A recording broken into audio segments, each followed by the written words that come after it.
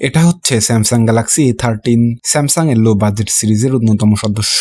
মাত্র 18,500 টাকায় 8 nanometre Exynos 850 প্রসেসরের সাথে 5000 মিলিঅ্যাম্পিয়ারের লং লাস্টিং ব্যাটারি। নতুন এই সংস্করণের ফোনটি কি হতে পারে আপনার পরবর্তী ফোন, চলুন জেনে নেওয়া যাক। যদিও ফোনটি এই সেগমেন্টে নতুন, কিন্তু এই সেম গ্রাফিক্সের ফোন আমরা অতীতেও লক্ষ্য করেছি। ফোনটির পেছনে প্রথমে আপনার নজরে আসবে রাউন্ড শেপ ক্যামেরা বাম্প, সঙ্গে রয়েছে স্যামসাং এর সিগনেচার লোগো। ফোনটির প্লাস্টিক ব্যাক প্লাস্টিক ফ্রেমের সাথে 195 গ্রাম ওজন। এরপরেও ফোনটির হ্যান্ড গ্রিপ যথেষ্ট ভালো। ফোনটিতে সাইড মাউন্ট ফিঙ্গারপ্রিন্ট সেন্সর ব্যবহার করা হয়েছে। ফোনটির সামনের প্রোটেক্টর হিসেবে কর্নিং গরিলা গ্লাস 5 ব্যবহার করা হয়েছে। এই ডিসপ্লেটির উপরের দিকে water drop notch selfie camera ব্যবহার করা হয়েছে।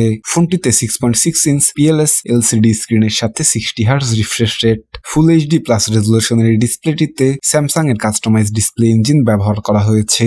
ডিসপ্লেটির 400 ppi এর সাথে 8-বিট 16.8 মিলিয়ন কালার HDR এর সাপোর্ট যুক্ত রয়েছে।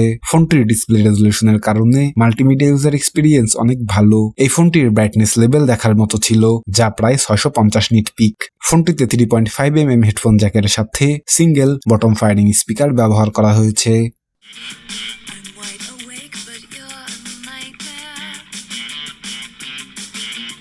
ফোনটিতে মাইক্রো SD কার্ড স্লট সাপোর্টের সাথে 128GB পর্যন্ত maximum storage support built in রয়েছে। ফোনটিতে 8 ন্যানোমিটার 2000 মেগাহার্জ এর Exynos 650 প্রসেসরের সাথে 4G কানেক্টিভিটি। জিপিইউ হিসেবে রয়েছে 820 মেগাহার্জ এর Mali G52 MP2।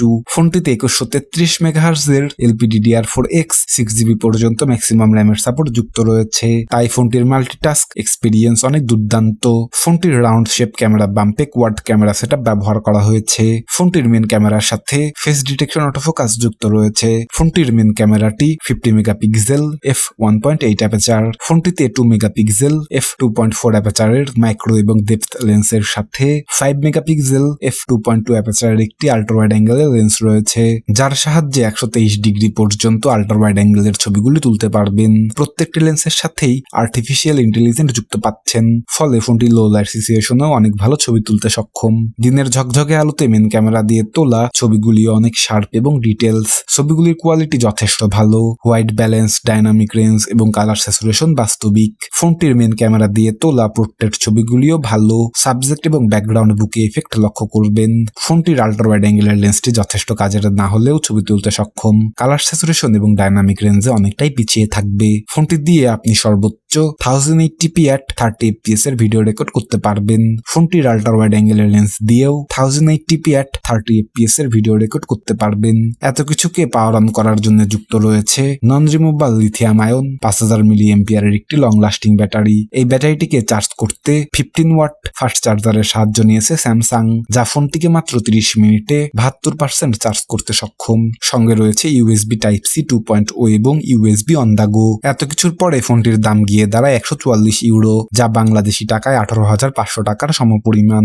Samsung Galaxy A13 ফোনটির শক্তিশালী প্রতিদ্বন্দ্বী হিসেবে বাজারে রয়েছে স্যামসাং গ্যালাক্সি A04s।